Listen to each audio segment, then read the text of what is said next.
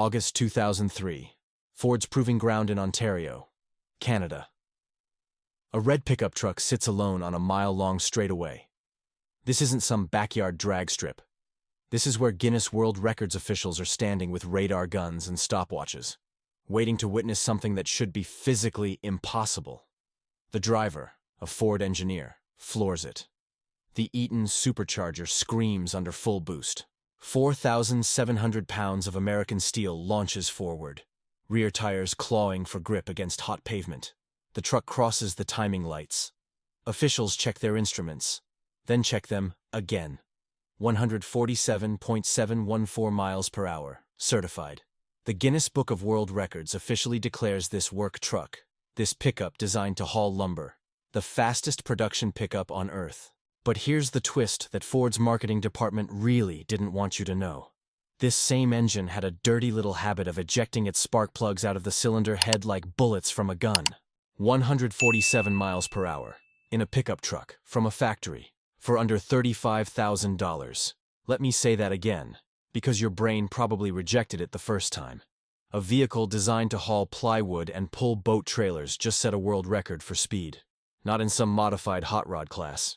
In the production category, bone stock. And the same engine, the 5.4-liter Triton 5.8, was also famous for launching spark plugs out of its aluminum cylinder heads with enough force to destroy the ignition coils sitting above them. Guinness World Record holder. Engineering marvel. Spark plug cannon. How did we get here? Let me paint you a picture of corporate madness. It's 1997. Ford's special vehicle team, the same lunatics who built the SVT Cobra and would later create the Ford GT, looked at the brand-new 10th-generation F-150 platform and had a dangerous thought. What if we made this embarrass sports cars? Not a Mustang, not a Thunderbird, not even an SUV, a work truck. The same vehicle that contractors use to haul drywall. They called Jack Roush, yes, that Roush, the man whose company built championship-winning NASCAR engines. And together, SVT and ROUSH decided to do something that absolutely nobody asked for. They decided to supercharge a pickup truck. Here's where it gets beautiful. Ford already had the Mustang GT. They already had the SVT Cobra.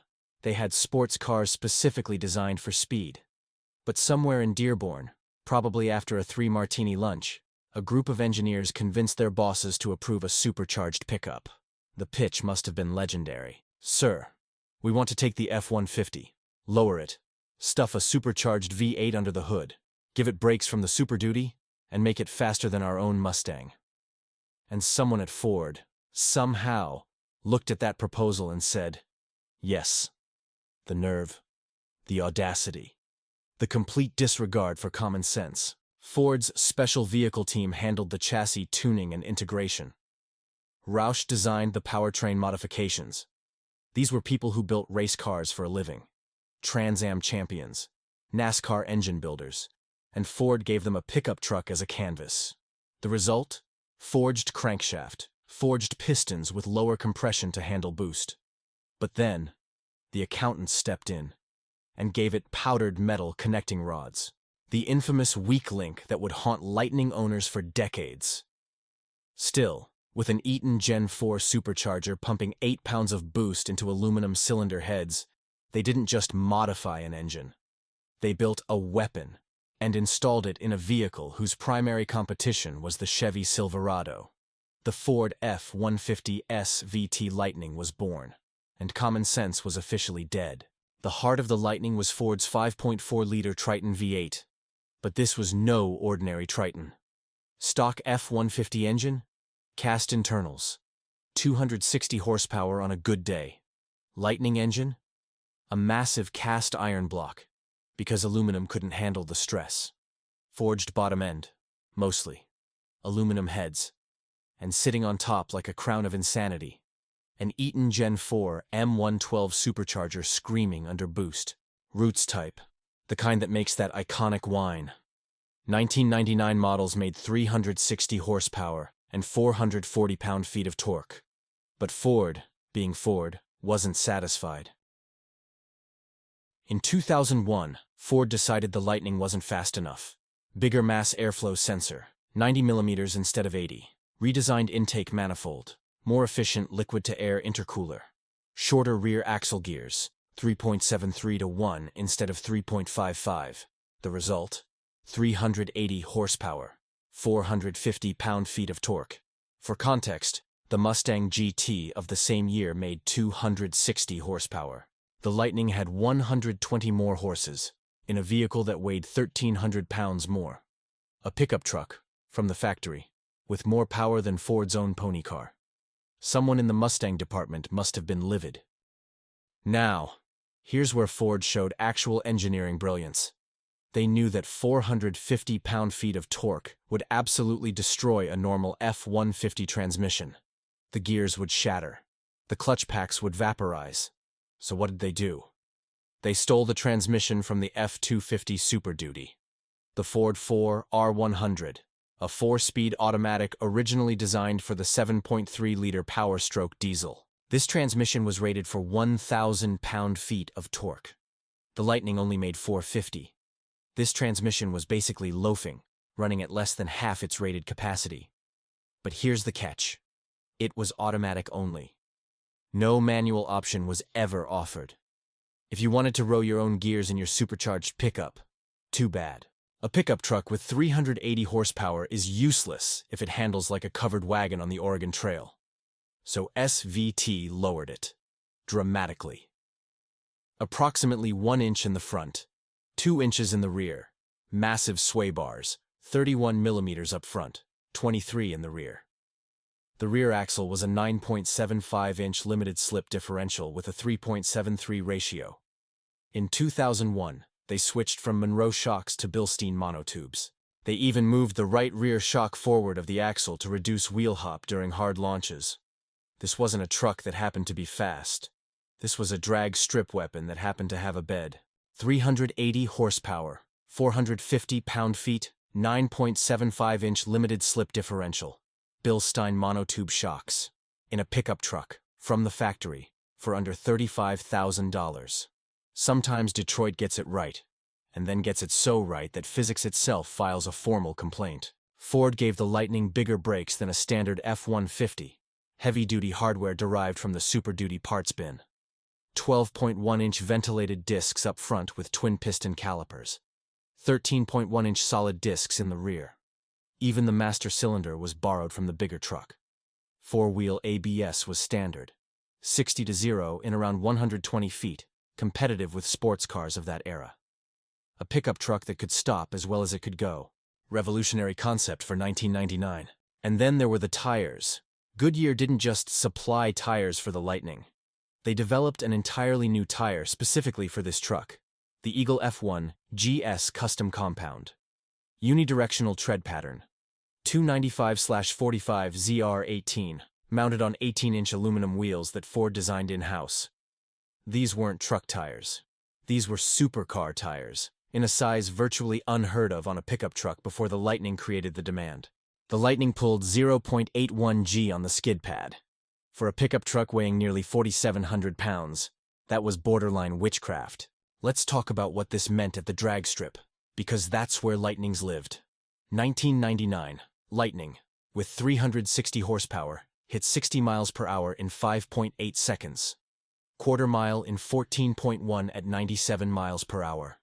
2001 and later, with the upgrade to 380, 5.2 seconds to 60. Quarter mile in 13.8 at 104 miles per hour. The Mustang GT of the same era. 14.5 in the quarter. The Lightning was running 13.8s. A truck beating a sports car at the drag strip. Ford was quite literally competing against itself. Here's where the Lightning becomes truly absurd. In 1999, the base MSRP was $29,355. Ford's marketing promised, and I quote, the world's fastest production pickup for under $30,000. For context, a Mustang SVT Cobra cost around $28,000. A Corvette started at $39,000. A Dodge Viper? $65,000. You could buy the fastest pickup on Earth for less than a base Corvette, with money left over for gas, which you would need, because this thing got maybe 14 miles per gallon on a good day. Value proposition? Lightning wins. But here's the catch. And this is important. The Lightning was available in one configuration only: regular cab, step-side bed, rear-wheel drive, no extended cab option, no crew cab option, no four-wheel drive option, no long bed option. You wanted a Lightning? You took what Ford gave you. And what Ford gave you was a two-seater pickup truck that sat lower than most sports cars and was louder than your neighbor's Harley-Davidson. Take it or leave it. Ford didn't care about your preferences. $29,000 for a Guinness World Record holder. Regular cab only. 2 seats only. Rear-wheel drive only. The Lightning wasn't a truck you configured. It was a truck you accepted, like a force of nature or a tax bill. Here's the beautiful irony of the Lightning. Ford built a pickup truck that was embarrassing their own sports car. The 2001 Lightning hit 60 in 5.2 seconds. The Mustang GT of the same year? Closer to 6 seconds, depending on who tested it. The Lightning ran 13.8 in the quarter mile at 104 miles per hour. The Mustang GT? Mid-14s at best. A truck, in a completely different category, was faster than the pony car that had been Ford's performance icon for nearly 40 years. I would have paid to sit in on those marketing meetings. The Lightning wasn't alone in the muscle truck wars. In 2004, Dodge dropped a bomb. The Ram SRT-10, with the Viper's 8.3-liter V10 engine, 500 horsepower, 525 pound-feet. A 6-speed manual transmission, something the Lightning never offered. The SRT-10 was faster, 4.9 seconds to 60. It hit 154.587 miles per hour at Guinness certification, taking the world record from the Lightning. But here's the catch. The SRT-10 started at $45,000. The Lightning? $33,830. For $12,000 less, the Lightning was almost as fast. Value proposition. Still Lightning. And what about Chevy? The Silverado SS hit the market in 2003. With a 6-liter Vortec V8 making 345 horsepower. All-wheel drive, extended cab. More practical than the Lightning, but slower. 0 to 60, about 6.3 seconds. Quarter mile, mid-15s. The Lightning was running 13.8s, an entire second faster in the quarter mile. The Silverado had AWD grip. The Lightning had Supercharger whine. Two different philosophies. One clear winner at the drag strip.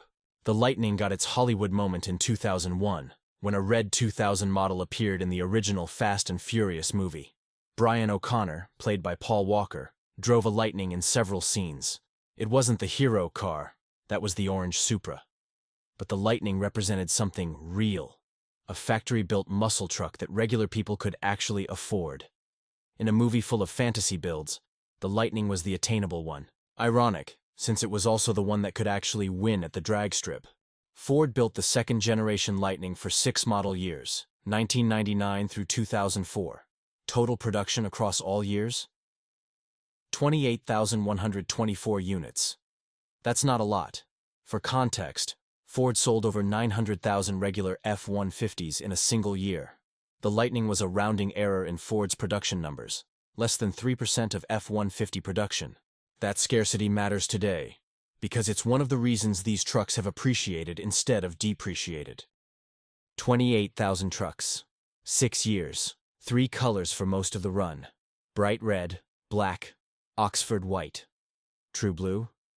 Only in 2002, and only 1,130 were made. The Lightning didn't haul lumber. It hauled egos, and left them destroyed at the drag strip.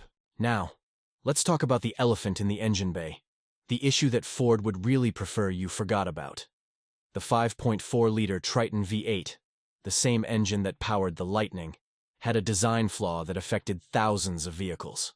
Ford used aluminum cylinder heads, which is normal. But the spark plug holes were cut with inadequate thread engagement. We're talking approximately 3 to 4 threads holding each spark plug in place. According to various technical sources, the standard should have been 8 or more. Aluminum is softer than steel.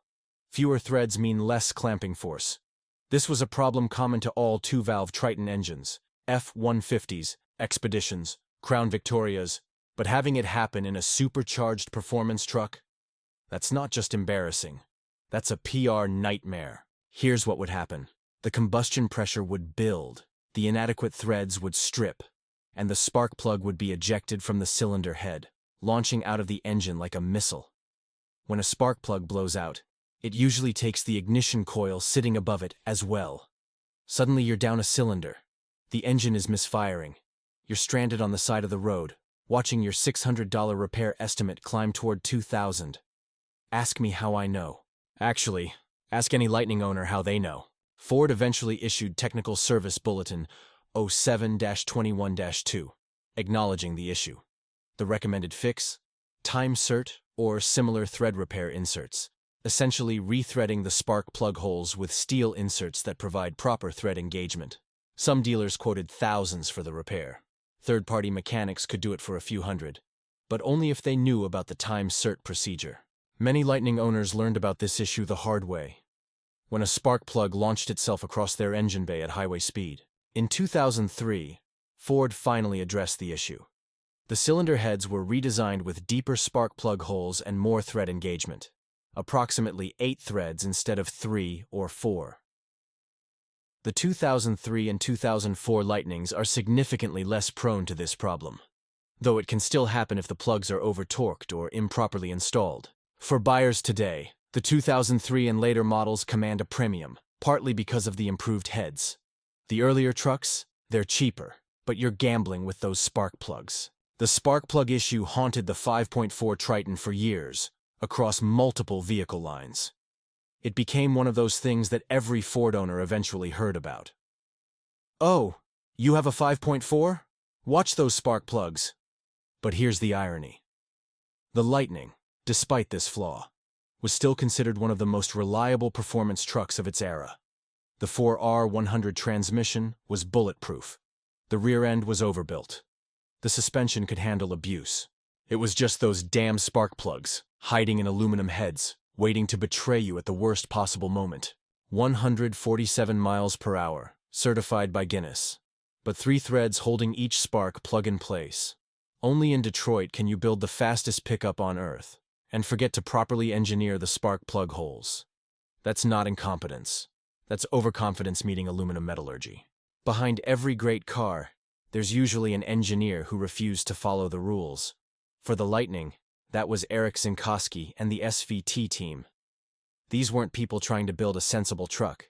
They were trying to build something that would make headlines, and they succeeded. The Lightning was never supposed to sell in massive numbers. It was supposed to prove that Ford's truck division could build something exciting. Something that would make people talk about F-150s in ways they never had before. Mission accomplished. Even if the spark plugs occasionally accomplished their own unplanned mission. Here's where the story gets interesting for collectors. In 2016, you could buy a clean Lightning for maybe $15,000 to $18,000. Today, a well-maintained 2003 or 2004 model can fetch $40,000 to $60,000. That's 3 to 4 times the value in less than a decade.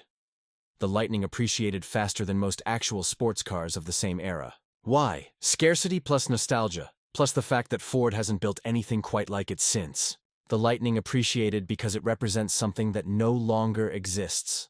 A simple muscle truck, rear-wheel drive, supercharged V8, automatic only, regular cab only, no fancy touchscreens, no lane-keeping assists, no 21-speaker sound systems, just raw power in a truck that weighed under 4,800 pounds. Try finding that today. You can't.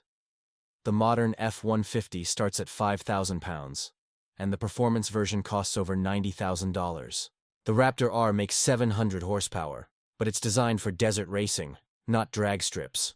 The Lightning was the last of its kind, and the market finally noticed. The Lightning proved something important, something that Detroit didn't fully understand until it was too late. Americans wanted performance trucks. There was a real market for this kind of insanity. The Ram SRT-10 followed.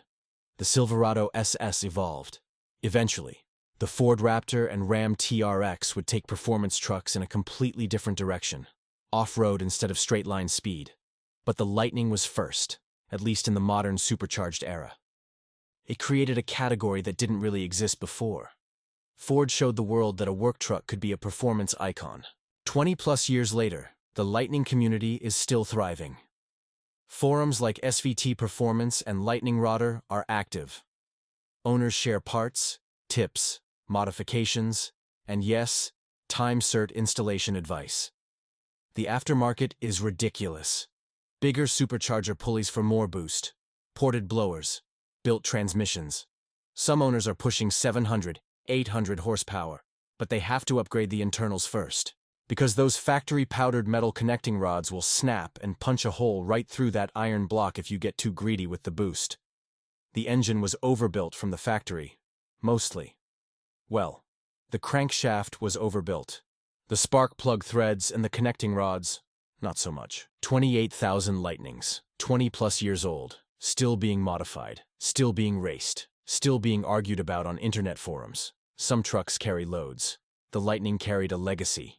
The Ford F-150 SVT Lightning was never a practical truck. The payload was limited, 800 pounds until 2003. The bed was basically useless for heavy work. The gas mileage was atrocious. And those spark plugs, well, you know about those now. But the Lightning was never about practicality. It was about proving something. It was about engineers at SVT and ROUSH looking at a work truck and saying, what if we made this embarrass sports cars, and then actually doing it? 147.714 miles per hour in a pickup truck, with 3 threads holding each spark plug. That's not just engineering, that's rebellion. This is Car Chronicles, where even Guinness World Record holders have dirty little secrets. If you love this story of factory insanity, we've got more muscle truck madness waiting for you. The Ram SRT-10 episode shows what happens when Dodge puts a Viper engine in a pickup. Link in the description. And over on Supercar Chronicles, the Ford GT episode shows what happens when Ford does it again. This time with a twin-turbo V6 that humiliated Ferrari at Le Mans. Same company, same audacity, same middle finger to common sense, just with better spark plug threads. Hit subscribe, ring the bell, and we'll see you in the next one.